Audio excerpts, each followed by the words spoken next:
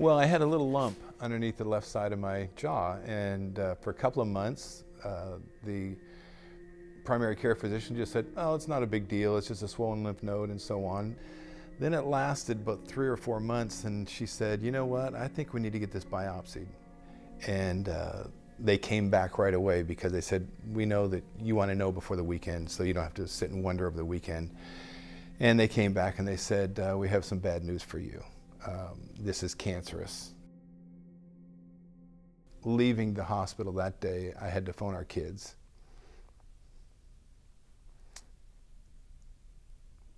And say, I've got some bad news. This is cancerous, and they're gonna have to treat it. We don't know more than that. But to phone your kids, each one, and say, Dad's got cancer is a tough phone call to make. And to hear their voice crack and to know that their life just changed because my life just changed is hard for me to see that happen. And they took a look at several scans and several biopsies, and they said, we have some very bad news for you. You have stage 4, which is the worst, metastatic, meaning it's traveled already, squamous cell carcinoma that started at the base of your tongue, it's gone to your throat, it's in your lymph nodes, and it's in your lungs. And because it's metastasized that far, there's nothing we can do. And your world changes at that moment where you think, I'm gonna die. And I looked over at Jennie, and I remember her just thinking and saying, no, no, no, no. And I thought, okay, if it's time for me to die, it's time for me to die. But the helplessness that you feel to not be able to fix things for your wife and for your kids is a real struggle. And honestly, for a while, I think I felt so numb, I didn't feel God's presence. Not that he wasn't there, but that I think there was a numbness that I felt that made it very difficult for me to sense God's presence.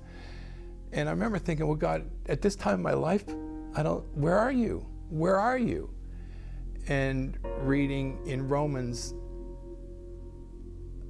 I am interceding for you. That's where I am.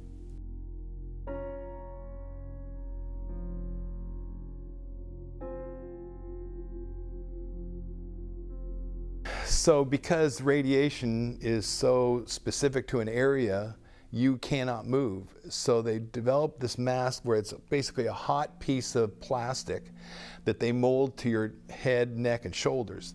And then when you go for radiation, you lie down on the table, and they bolt the mask to the table. It is so difficult, you can't even blink. And at the very beginning, it wasn't that bad, but more when I was nauseous quite a lot, then I was afraid I was gonna throw up on the table. And I became a little bit claustrophobic, and they bolt that down, and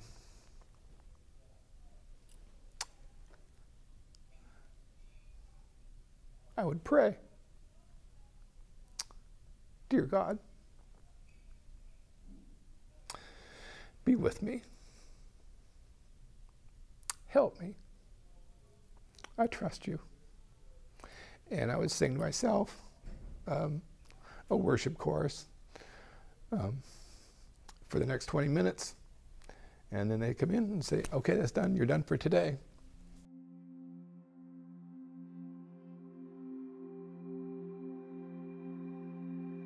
So this right side of my head is numb. My arm, I can't lift certain height, but that's okay. The lesson is that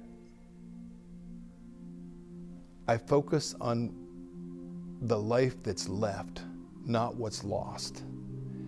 And that for me gives me hope for where I'm going.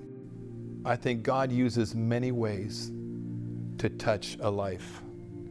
And he uses physicians and psychologists and physical therapists and so on to perform a miracle in somebody's life.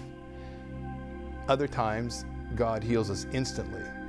I had a number of people praying for me who knew me, and I think that had an effect. I know that had an effect. I don't understand that exactly, but I believe prayer changes things, and all of those people that prayed for me, I think, made a significant difference in my recovery. I had to tell a patient of mine this past week that she was going to die unless God intervened in her life from cancer. And I just sat with her. I wish I could sit with you, but I can tell you this, God can. He sits right there. He catches every tear. He knows your heartache. And I just encourage you to call on God, Jehovah Rapha, the God that healeth thee, to wipe a tear, to mend a heartache, to deal with a loss, and give you life beyond your loss. That's what I pray for you.